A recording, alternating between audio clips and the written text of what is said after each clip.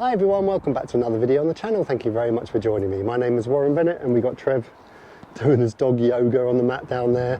And this is about weight transference, and not weight transference between front and back leg. This is weight transference between heel and toes. So let's get going. So I got a question in the week about where I've got too much weight on my toes all the time and how can I get rid of that. So that's a real classic one for someone who's probably coming over the top, and coming over the top gets your weight going out towards your toes too much.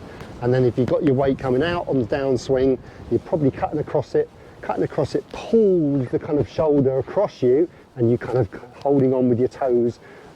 So if you're doing a little bit of that, that's obviously exaggerated.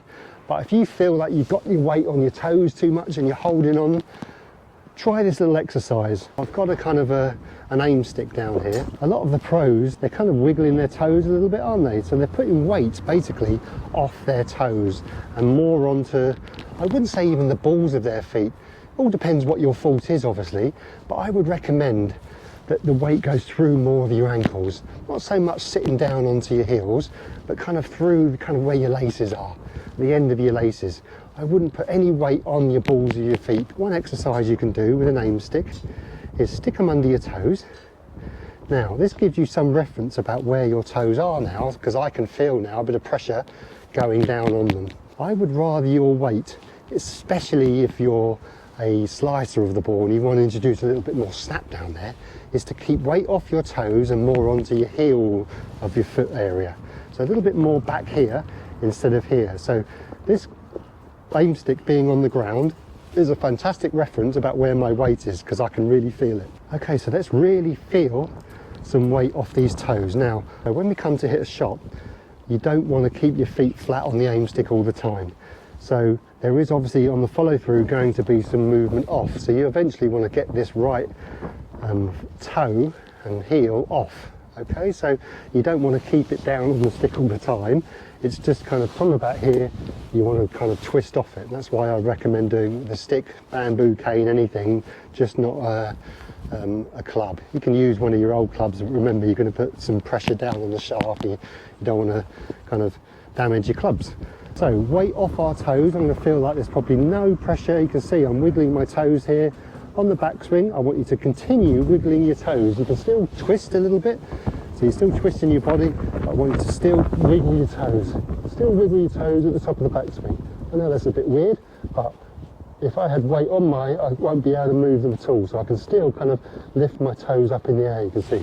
Remember, I'm still twisting, so now there's weight nicely into my heels. And it's the same on the way down. If you keep weight on your heels, on your downswing, it gives the club a massive chance to drop in the slot. Because if you're back here, the club won't want to get thrown out. So keeping your weight back, remember, keep your weight back allows the club to drop.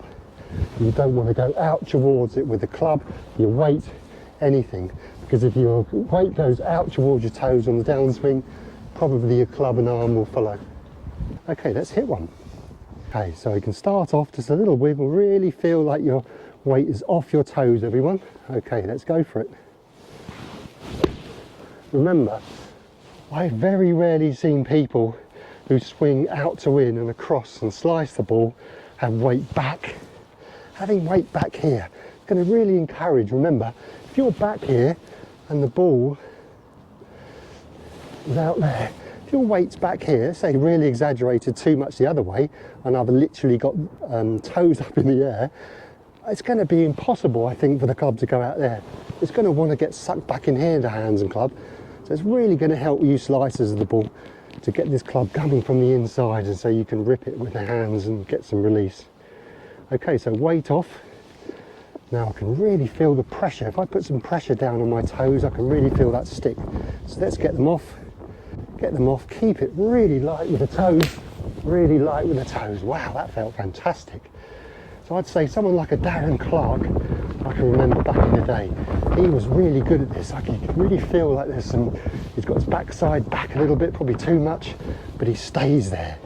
He's not going out towards the ball.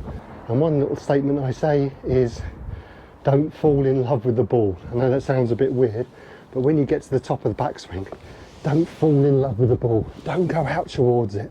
Stay back for it, folks. Stay back. The club will then do the work for you in the second half of the downswing. I guarantee that. So if you stay back, it will drop down for you and the club will do the rest. Don't go out towards it and fall in love with it. I know that's an instinct because the ball is out there. So that's a real instinct for the golfer. When they get to the top, they want to go out towards it. But in golf, remember, it's the opposites. It's a game of opposites. The more you stay back and behind and allow the club to drop, the further the golf ball will go. Because it'll introduce some snap and some release and some speed without you feeling it. Okay, so then you can kind of transfer that feeling over to a normal swing. These are the feelings you should take onto the golf course. Not positional, because you can't feel positions and you don't play golf swings out on the golf course. You play kind of feelings to allow, remember, if you change one thing, you influence four. So finding that one thing that influences other things in your swing, oh my word, it's absolute gold.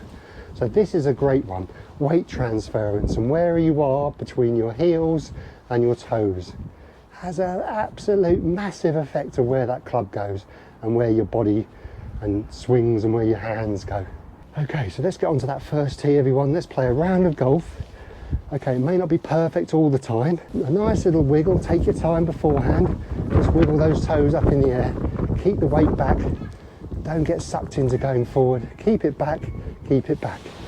Remember, you can still twist through, you can still get your weight going off your right, and you can see there, at the finish, I've still got my left toe in the air. I haven't put pressure. I see a lot of people struggling with their left kind of heel up in the air and they're holding on. These little feelings here have a massive influence of other things as well, and I love that. I love giving people swing thoughts that they can take onto the golf course straight away, because all these drills you see me do in previous videos, that isn't for the golf course. That is for mechanical stuff and work on it to kind of influence some long-term continuity of your practice. So thanks everyone. So thanks very much for joining me on this bonus video. Trev's all better now after a week of feeling a bit poorly, so hope everyone has a great golfing week, and see you on the next video, and hope everyone stays fit and healthy. Thanks very much everyone. Cheerio. Good boy.